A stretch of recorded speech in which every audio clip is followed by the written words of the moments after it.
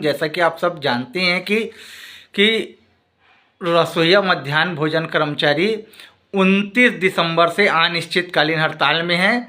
बहुत बड़ी अपडेट प्राप्त हो रही है कि रसोइया कर्मचारी के प्रदेश अध्यक्ष रामराज कश्यप जी द्वारा जन दर्शन में बाकायदा माननीय मुख्यमंत्री जी से मुलाकात की गई है और उनके द्वारा उनको ज्ञापन भी सौंपा गया है। तो माननीय मुख्यमंत्री के द्वारा उनको 50% वेतन वृद्धि की कार्रवाई करने पर आश्वासन दिया है और ये कहा है कि जो मोदी घंटी पत्र में वादा किया गया है वो 50% वेतन वृद्धि रसोइया कर्मचारी के लिए की जाएगी।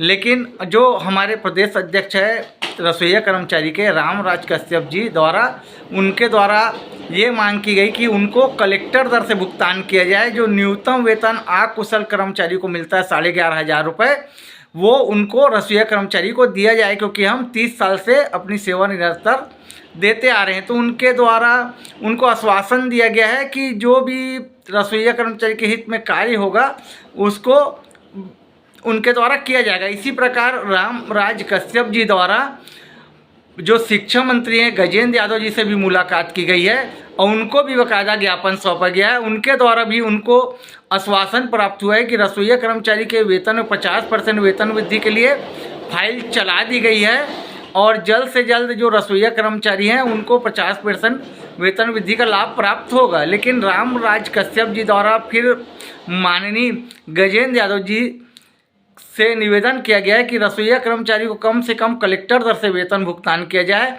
और तो गजेंद्र यादव जी द्वारा उनसे कहा गया है कि आप पहले हड़ताल को ख़त्म कर दीजिए और हम पहले 50% वेतन वृद्धि कर देते हैं, उसके बाद हम अगर आपके लिए हित में ही फैसला लेंगे। अगर हमको बनेगा तो आपको कलेक्टर दर पर वेतन भुगतान करने पर विचार करेंगे, लेकिन आप हड़ताल ख़त्म कर दीजिए। तो गजेंद्र यादव जी से जो रामराज कश्यप जी मिले थे उन्होंने ये बोला कि सर हम आश्वासन में हड़ताल ख़त्म नहीं करेंगे, जब तक हमारी मांग कलेक्टर दर जब तक पूरी नहीं होगी तब तक हम हड़ताल ख़त्म नहीं करेंगे, हम अनिश्चितकालीन हड़ताल में जारी रहेंगे।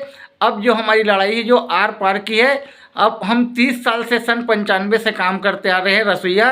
प्रायः उम्र जो है किसी की 59 साल 60 साल पहुंच रही है। अब इतनी एज होने के बाद भी अगर हमको कलेक्टर दर प्राप्त नहीं होता है तो 30 साल सेवा देने का क्या महत्व है। इसलिए उनके द्वारा मैं आपको बता दूं कि माननीय मुख्यमंत्री जी से भी मुलाकात की गई है जनदर्शन में और माननीय शिक्षा मंत्री जो गजेंद्र यादव जी है उनसे भी मुलाकात की है। दोनों जगह उनको आश्वासन प्राप्त हुआ है, लेकिन रसोइया कर्मचारी जो हैं वो अपनी हड़ताल को ख़त्म नहीं कर रहे हैं। उनके द्वारा ये उनके प्रदेश अध्यक्ष द्वारा जो बताया गया है कि जब तक उनकी मांग कलेक्टर दर से वेतन उनको भुगतान नहीं होता जब तक उनकी हड़ताल जारी रहेगी। धन्यवाद। मैं सचिन शर्मा, प्रदेश अध्यक्ष नगर निगम अनियमित कर्मचारी महासंघ।